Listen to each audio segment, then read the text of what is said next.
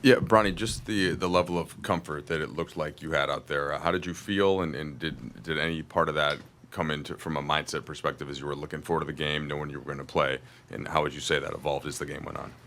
Yeah, I mean, I've gained my confidence and gained my comfortability over just reps and getting out there and taking advantage of my opportunity if it's given.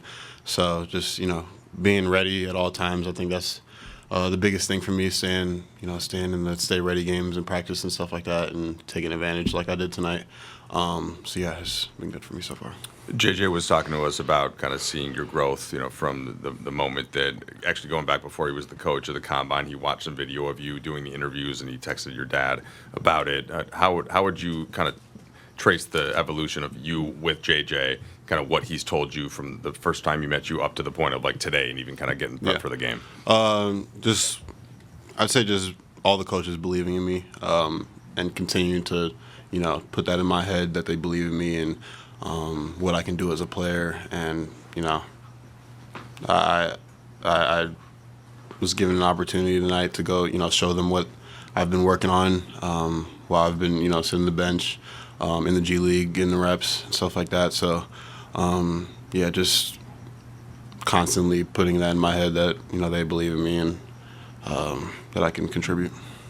Bronny, what expectations did you put on yourself in, say, training camp and preseason, and how does that square up with where you are at now, 5 months into your rookie season?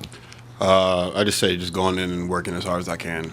I mean, that's all I can do, just learn, and be open-minded every time I come into work in the morning, and being that same level-headed kid, just trying to get his work done, but also just like I said, taking advantage of those reps so that I can get, and yeah, just staying level-headed.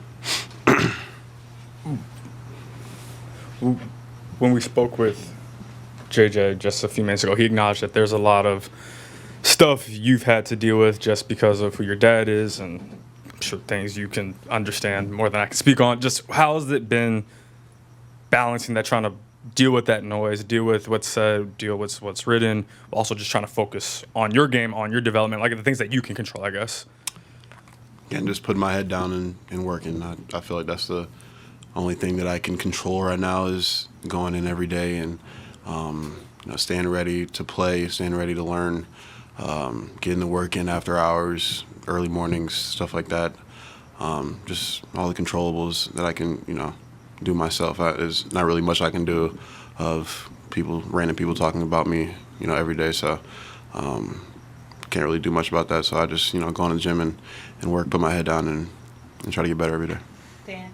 Bronny, a lot of times you mentioned that level-headedness. I'm sure that's handy when there's like negativity floating. Like there's going to be a lot of positivity, I would imagine, after today. Does that level-headedness have to show up in the same way when you get back to work tomorrow? Yeah, for sure. Going in the gym tomorrow, we're ready to work as hard as I did yesterday. So same approach for every day that I go into my job. Yeah. Bronny, what was this stretch like for you joining the team on the road in the Milwaukee, Denver back-to-back as part of this 6 games in 8-day stretch? JJ said it doesn't feel like modern players should be playing this many, 3 consecutive back-to-backs, but just what are the last 8 days been like with for I guess for you personally, but also for the team? Again, I think just taking advantages of my opportunity, whether that's given to me today or the game against Denver, just being ready. Again, the stay ready games at the gym, they prepare me to be confident in my play and what I do. So just keeping that same mindset of being ready and being confident in myself. Hey, Bronny, this is kind of a bigger picture question, but with your younger brother winning the state championship and then you being at this stage in your basketball career, I'm just wondering how your advice to him as the older brother has evolved, and what guidance do you have for him as he continues to move forward in his basketball career? Yeah, I'd say when we were younger, the main thing I'd like to push to him is just having fun, just playing your game, being confident in yourself. But yeah, I think as I became a senior and he's now a senior now, to just have that mindset of working, because there's a lot of kids out there that want to be in my spot or his spot, and you can't take that for granted. So yeah, just keep working. I feel like that's the main thing. Last two. Bronny, you had the play where you showed off your handles a bit on Giannis, and Giannis trying to stay in front of you. Break down that play for us. Yeah, he's a much bigger guy than me, so I gotta find a way to get around him somehow. May have got fouled. That's up for argument, but it is what it is. I tried to give me a bucket. That's it. Yeah. Mike, your last question.